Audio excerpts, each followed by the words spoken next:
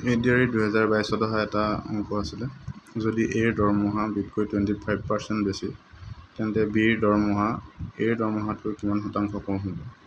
এনেই দেখিলে লাগি যায় যে বিৰ যিহেতু 25% কম পায়, গতিকে এ 25% বেছি হ'ব, কিন্তু নহয়, ইয়াৰ সদায় কম হয়। তো আমি কেনেকৈ কৰিম? 25% বেছি, যদি আমি বিৰ দৰমহাটো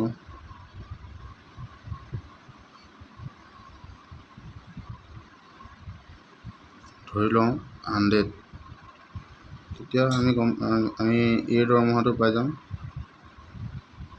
125 টকা, যিহেতু 25% এৰ বেছি। তেন্তে বিৰ দৰমহা এৰ দৰমহাতকৈ কিমান শতাংশ কম হ'ব? আমি কিমান কম হ'ব সেইটো উলিয়াব লাগে। গতিকে আমি কি কৰিম? 125 যিটো আমি এৰ দৰমহাৰ পৰা আমি যিটো বিৰ দৰমহা মাইনাছ কৰি দিম। মাইনাছ কৰি ইয়াত আমি যিটো কিমান 125 এৰ দৰমহাটো আমি হৰণ কৰিব লাগিব। তাৰপিছত আমি 100%, যিহেতু কিমান পাৰ্চেণ্ট কম সুধিছে, 100% কৰিব লাগিব।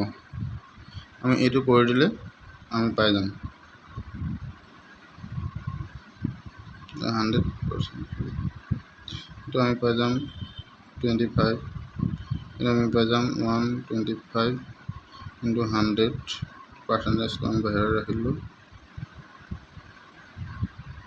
এইটো আমি পাই যাম 125, এইটো যদি আমি যায় 20 বাৰ যাব, 20%। ইয়াৰ পৰা আমি গম পালোঁ যে বিয়ে 20%, বিৰ দৰমহা এৰ দৰমহাতকৈ বিয়ে 20% কম পাব।